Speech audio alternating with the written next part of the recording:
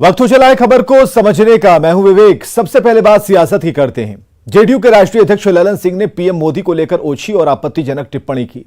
पटना में जेडीयू के मिलन समारोह में ललन सिंह ने पीएम मोदी के लिए डुप्लीकेट और बहरूपिया जैसे शब्दों का इस्तेमाल किया। तो सवाल है कि क्या प्रधानमंत्री के खिलाफ आपत्तिजनक टिप्पणी करना उचित है? देखला ना गांव में क्या होता है, 12 दिन में 12 रूप धरता है। जेडीयू के राष्ट्रीय अध्यक्ष जी हों चाहे बिहार के मुख्यमंत्री जी हों, उम्र का भी तकाजा है। जेडीयू के राष्ट्रीय अध्यक्ष ललन सिंह ने मिलन समारोह में जेडीयू कार्यकर्ताओं को संबोधित करते हुए पीएम के खिलाफ कई आपत्तिजनक शब्दों का इस्तेमाल किया। जानते हैं ना बहुरूपिया किसको कहते हैं? बहुरूपिया देखला ना गांव में क्या होता है, 12 दिन में 12 रूप धरता है। वही है, ये पूरे पार्टी वही है। ललन सिंह यही नहीं रुके, उन्होंने कहा कि पीएम मोदी डुप्लीकेट पिछड़ा वर्ग से आते हैं। जब ये मुख्यमंत्री बने गुजरात के, तब इन्होंने अपने समाज को पिछड़ा वर्ग में शामिल कर लिया। तो डुप्लीकेट है, या ओरिजिनल कहां से आता है? ललन सिंह ने पीएम मोदी के चाय बेचने वाली बात को भी ढोंग बताया। चाय बनाने तो आता ही नहीं है, तो चाय बेचेगा कहां से? चाय बनाने आता है हमको, तो इसलिए ये ढोंगी को अब एक्सपोज करने की जरूरत है। ललन सिंह के पीएम पर की गई आपत्तिजनक टिप्पणी को लेकर बिहार की सियासत गर्मा गई है। हताशा में, निराशा में इस तरह का बयानबाजी दे रहे हैं। बीजेपी के प्रदेश उपाध्यक्ष मिथिलेश तिवारी ने ललन सिंह पर पलटवार किया है।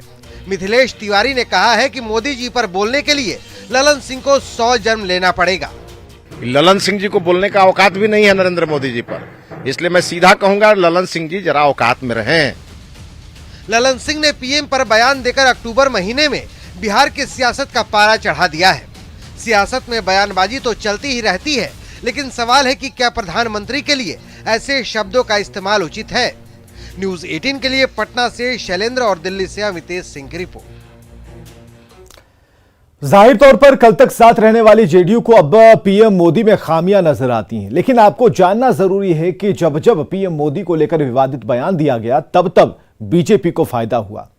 कांग्रेस समेत कई विपक्षी दलों ने प्रधानमंत्री पर जब निजी हमले किए, सीधा फायदा प्रधानमंत्री और बीजेपी को मिला। 2007 के गुजरात विधानसभा चुनाव के दौरान सोनिया गांधी ने नरेंद्र मोदी को अपशब्द कहा था। सोनिया गांधी ने एक रैली में तत्कालीन सीएम नरेंद्र मोदी को मौत का सौदागर कहा था। सोनिया का निशाना 2002 में हुए गुजरात दंगों को लेकर था, लेकिन बीजेपी को इसका फायदा हुआ और बीजेपी 2007 के चुनाव में बंपर जीत के साथ सामने आई। 2014 के लोकसभा चुनाव में कांग्रेस के मणिशंकर अय्यर ने नरेंद्र मोदी के खिलाफ चाय वाला शब्द का इस्तेमाल करते हुए अपशब्द कहा था। पीएम मोदी ने इसे कांग्रेस के खिलाफ चाय पर चर्चा कैंपेन शुरू कर दिया, जो कि साल 2014 के लोकसभा चुनाव में उनके लिए राजनीतिक वरदान साबित हुआ। कांग्रेस सत्ता से बाहर हो गई और आज कांग्रेस अपने बुरे दौर से गुजर रही है, मतलब कि काफी कमजोर हो चुकी है। आगे बढ़ते हैं।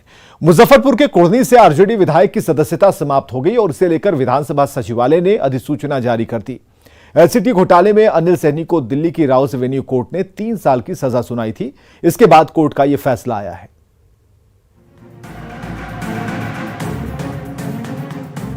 बिहार में आरजेडी का दूसरा विकेट गिर गया। बाहुबली अनंत सिंह के बाद मुजफ्फरपुर के कुढ़नी से विधायक अनिल सहनी की भी विधायकी चली गई। विधानसभा सचिवालय ने इसको लेकर लेटर जारी कर दिया है। एलटीसी घोटाले में सजा याफ्ता अनिल सहनी को दिल्ली के राउस एवेन्यू कोर्ट ने 3 साल की सजा और 2 लाख का जुर्माना लगाया था, जिसकी वजह से अनिल सहनी की विधायकी गई है। 2020 में आरजेडी के टिकट पर कुढ़नी से विधायक बने अनिल सहनी उत्तर बिहार के कद्दावर निषाद समाज के नेता महेंद्र सहनी के बेटे हैं। महेंद्र सहनी राज्यसभा सांसद थे, जिनकी मृत्यु के बाद 2010 में उपचुनाव के जरिए अनिल सहनी राज्यसभा सांसद बने। 2012 में अनिल सहनी दोबारा राज्यसभा भेजे गए, जो 2018 तक राज्यसभा सांसद रहे। अनिल सहनी पर राज्यसभा का सदस्य रहते हुए ही एलटीसी घोटाले का आरोप लगा। जिसे लेकर 31 अक्टूबर 2013 को सीबीआई ने केस दर्ज किया था। दरअसल अनिल कुमार सहनी ने कुछ लोगों के साथ मिलकर साजिश कर कई फर्जी ई टिकट और गलत बोर्डिंग पास बनाकर राज्यसभा में जमा कराया। इसके बदले उन्होंने पैसे लिए।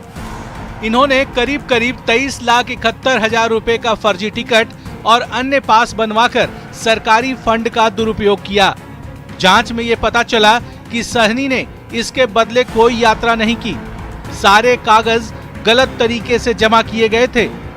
सरकारी फंड के दुरुपयोग के आरोप में कोर्ट में मामला पहुंचा, जिसके बाद कोर्ट ने अनिल सहनी सहित 3 लोगों को दोषी मानते हुए सजा का ऐलान किया। कोर्ट ने अनिल सहनी को 3 साल की सजा और 2 लाख का जुर्माना लगाया, जिसकी वजह से उनकी सदस्यता गई। अनिल सहनी पर अगले 3 साल तक चुनाव लड़ने पर भी रोक है। न्यूज 18 के लिए पटना से शैलेंद्र के साथ ब्यूरो रिपोर्ट। अब आप समझिए कि क्या है 9 साल पुराना एलटीसी घोटाला। पूरा मामला जो है वो 2013 से जुड़ा है, जब अनिल सहनी राज्यसभा सांसद हुआ करते थे और राज्यसभा सांसद रहते हुए इस एलटीसी घोटाले के मामले में 21 अक्टूबर 2013 को सीबीआई ने मामला दर्ज किया था।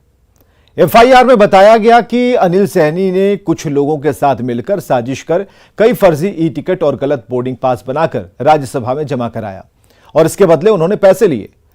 करीब 24 लाख के करीब रुपयों का यह फर्जी टिकट और अन्य पास बनवाकर सरकारी फंड का दुरुपयोग किया गया। जांच में यह पता चला कि उन्होंने इसके बदले कोई यात्रा नहीं की थी। सारे कागज गलत तरीके से जमा किए गए। सरकारी फंड के दुरुपयोग के आरोप में कोर्ट में यह मामला पहुंच गया और इसके बाद इसी साल 3 सितंबर को इन्हें सजा सुनाई गई थी। अनिल सहनी को अलग अलग धाराओं के तहत 3 साल की सजा सुनाई गई थी और 2 लाख रुपए का जुर्माना भी लगाया गया था। आगे बढ़ते हैं। पेट की भूख के आग ऐसी होती है जो आदमी को कुछ भी करने को मजबूर कर देती है। हम आपको उसी मजबूरी की ऐसी तस्वीर दिखाने जा रहे हैं जिसे देखने के बाद यकीनन आपके मन में भी कई तरह के सवाल खड़े होंगे।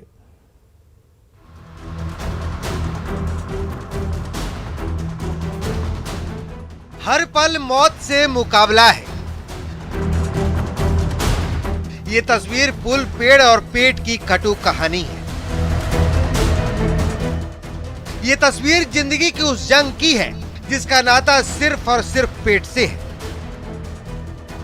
विक्रमशिला पुल से 60 फीट नीचे वो जमीन है जिसकी छाती पर उपजा अनाज से ऐसे परिवारों का पेट भरता है। देखिए इस युवक को कैसे 60 फीट ऊंचे पुल से रस्सियों के सहारे रोज नीचे उतरता है।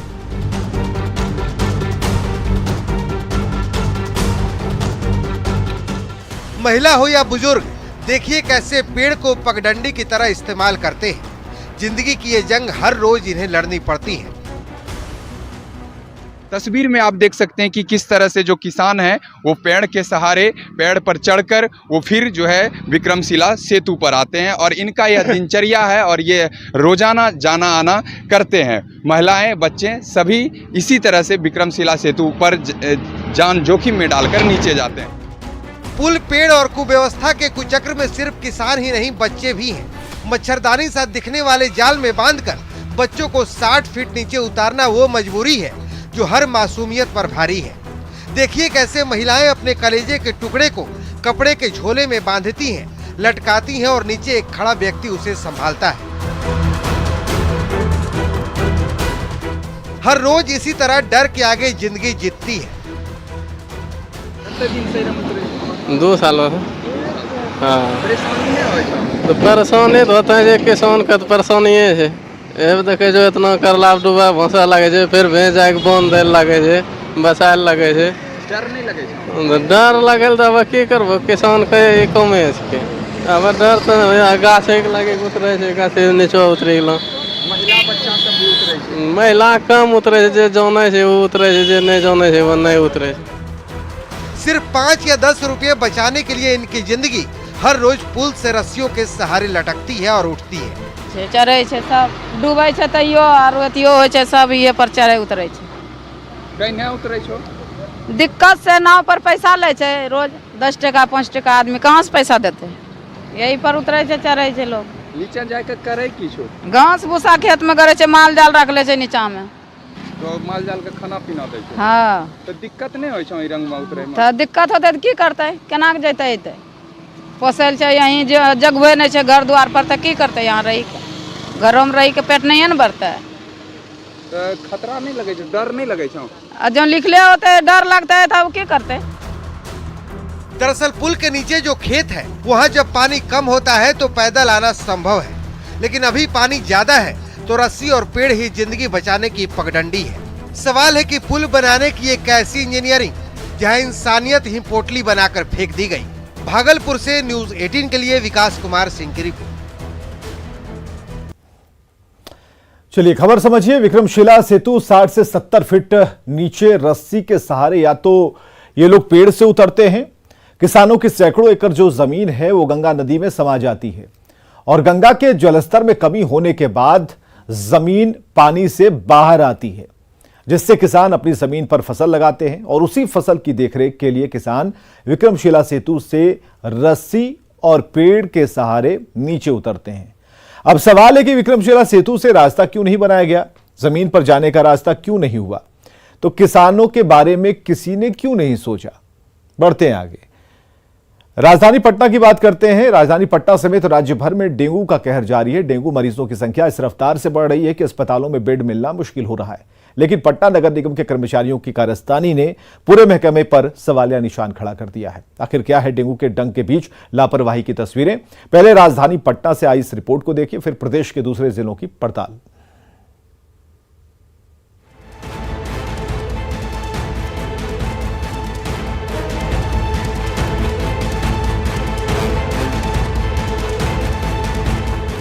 डेंगू ने राजधानी पटना सहित पूरे बिहार में दहशत फैला रखी है।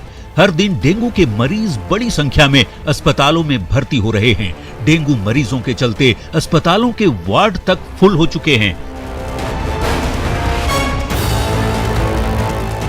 जानलेवा बन चुके इस संक्रमित बीमारी की भयावहता के बीच बिहार के स्वास्थ्य मंत्री तेजस्वी यादव बैठक कर विभाग के अफसरों के साथ ही नगर निगम को लगातार फॉगिंग करने का निर्देश भी दे रखा है। लेकिन राजधानी पटना से आई एक तस्वीर डेंगू के डंक से भी भयावह है। डेंगू ने राजधानी पटना सहित बिहार के कई जिलों में दहशत फैला दी है और इसके आंकड़े जो हैं वो लगातार बढ़ते जा रहे हैं। आपको बताऊं कि ये डेंगू के जो आंकड़े हैं वो सैकड़ा पार कर गया है और हर दिन डेंगू के जो पेशेंट हैं वो बढ़ते जा रहे हैं। नगर निगम की टीम जो है वो फॉगिंग को लेकर के विशेष रणनीतियां बनाई है। इनका कहना है कि दिन में 3 शिफ्ट में फॉगिंग की जा रही है, एंटी लार्वा किया जा रहा है, लेकिन इनके कुछ जो कर्मी हैं उनका जो खेल है वो पूरे के पूरे व्यवस्था पर सवालिया निशान खड़ा कर दिया है। बिहार में डेंगू के कहर के बीच गंदे स्थानों और जमे हुए लार्वा जैसे जगहों पर लगातार फॉगिंग करने की बात कही जा रही है। नगर निगम दिन में 3 बार फॉगिंग का दावा करता है, पर जरा देखिए चौंकाने वाली तस्वीर जो पूरे अभियान पर ही सवाल खड़े कर रही है। फॉगिंग के लिए निकली गाड़ियों और उसके लिए मिले तेल की चोरी निगम कर्मी और ड्राइवर ही कर रहे हैं और इसे बेच भी रहे हैं। पटना नगर निगम से हर दिन 75 लीटर तेल फॉगिंग के लिए तैनात गाड़ियों को दी जाती है, लेकिन कैसे न्यूज 18 के कैमरे पर चोरी पकड़े जाने पर ये कर्मचारी मुंह छिपाते फिर रहे हैं, वो देख लीजिए।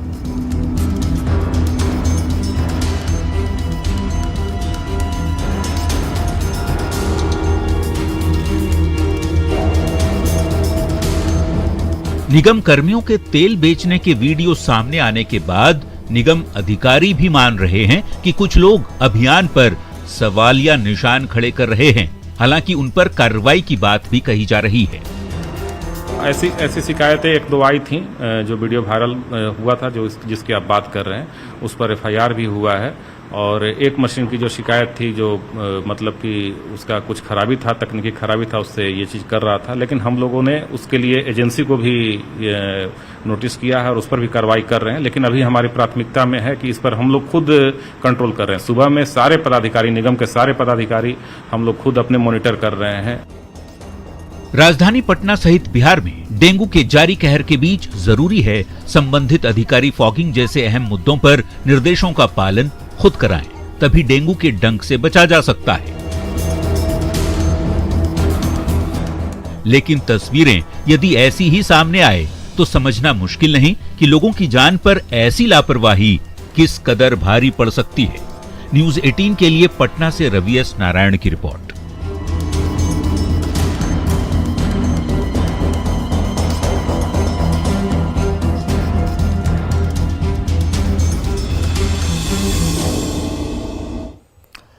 अब आप समझिए कि लक्षण दिखे तो आप क्या करें। लक्षण दिखे तो डॉक्टर को दिखाइए जरूर, घर में मत बैठिए, डॉक्टर के पास जाइए।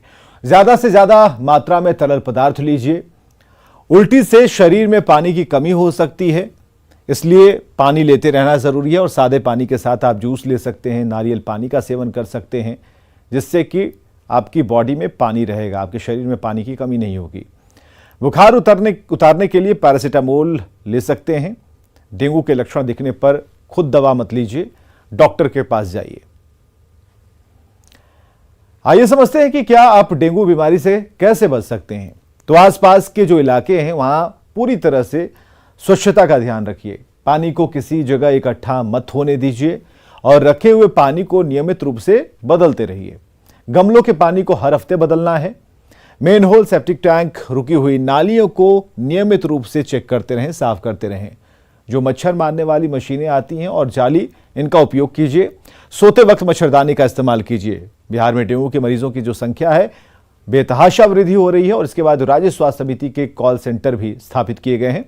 कॉल सेंटर जो कि 104 नंबर पर कॉल आप कर सकते हैं। डेंगू के उपचार से लेकर सभी तरह की बचाव की जानकारियां उस पर मिलेंगी आपको। कॉल सेंटर में 24 घंटे कर्मियों के अलावा डॉक्टर भी उपलब्ध रहते हैं। जमशेदपुर से एक बड़ी खबर आई है। Sharda Mani girls high school की 9वीं क्लास की एक छात्रा ने स्कूल ड्रेस में ही आग लगाकर आत्मदाह की कोशिश की। छात्रा के परिजनों का आरोप है कि स्कूल में परीक्षा के दौरान बच्ची को स्कूल ड्रेस खुलवाकर जांच की गई, जिससे हाथ छात्रा ने घर आकर स्कूल ड्रेस में ही अपने आप किरोसिन तेल डालकर आग लगा ली। बच्ची 90% जल चुकी है। बच्ची को इलाज के लिए एमजीएम में भर्ती कराया गया, जहां उसकी स्थिति गंभीर देखते हुए प्राथमिक उपचार के लिए टीएमएच में भर्ती कराया गया है। हादसे के बाद छात्रा के परिजनों ने स्कूल में हंगामा किया। परिजनों ने स्कूल प्रबंधन के खिलाफ कार्रवाई की मांग की। पूरे मामले पर स्कूल के प्रभारी प्रधानाचार्य ने सफाई दी है।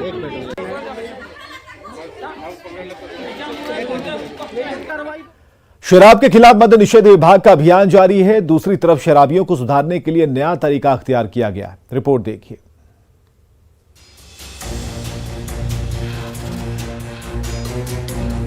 शराबियों को सुधारने की नई तरकीब देखिए। घर पर लगाया जा रहा पोस्टर और पोस्टर के जरिए शराब से तौबा करने का संदेश। पोस्टर में लिखा है, आप पहली बार शराब पीने के आरोप में पकड़े जाने के उपरांत जुर्माना देकर रिहा हुए हैं। आप अगर दूसरी बार पीते हुए पकड़े जाते हैं तो आपको 1 वर्ष की सजा हो सकती है। अतः भविष्य में आपको सचेत रहने की सख्त हिदायत दी जाती है। फिर शराब पीजिएगा? नहीं सर। नीतीश जी पोस्टर, नीतीश जी का पारित पोस्टर भी लगा रहा है। नहीं सर, अब नहीं पिएंगे सर। पहला बार आए हैं। जी सर। ये गया के लखीबाग मोहल्ले की तस्वीर है, लेकिन ऐसा सिर्फ एक मोहल्ले में ही नहीं हो रहा, बल्कि उन सभी लोगों के घरों पर ऐसे ही पोस्टर चिपकाए जा रहे हैं जो पहली बार शराब पीते पकड़े गए और जुर्माना देकर छूटे हैं। मद्य निषेध विभाग का मानना है कि ऐसे लोग दोबारा शराब नहीं पिएंगे, क्योंकि उन्हें पता होगा कि पकड़े जाने पर जेल होगी और मोहल्ले में बदनामी भी। क्योंकि हमारे समाज में बहुत लोग को जानकारी नहीं रहती और एक हमारे विभाग की ओर से, मद्य निषेध विभाग की ओर से एक जागरूकता अभियान चाहिए इसको, ताकि लोग जागरूक हो। शराब पीकर पकड़े गए लोगों को मद्य निषेध विभाग ने एक दूसरे तरीके से भी समझाया। ऐसे सैकड़ों लोगों को मद्य निषेध विभाग के ऑफिस बुलाया गया, लाइन में लगाकर चेतावनी देकर घर भेज दिया गया कि दोबारा अगर वो शराब के साथ पकड़े जाते हैं तो 1 साल की जेल हो जाएगी। इतना कुछ करने के बावजूद शराबबंदी में शराब का पीना और पिलाना दोनों जारी है। अब नवादा की तस्वीर देख लीजिए। जिले के अलग अलग हिस्सों से उत्पाद विभाग की टीम ने 104 लोगों को गिरफ्तार किया, जिसमें 83 लोग शराब के नशे में गिरफ्तार किए गए, जबकि 21 लोग शराब बेचने के मामले में संलिप्त। शराबबंदी को सफल बनाने के लिए सरकार तरह तरह की तरकीबें अपना रही है, लेकिन शराबबंदी में शराब और शराब का पीना जारी है। शराब छुड़ाने के लिए पोस्टर वाला नुस्खा कितना कारगर होता है, ये देखना दिलचस्प होगा। न्यूज़ 18 के और खबरें लगातार जारी हैं, बने रहिए हमारे साथ।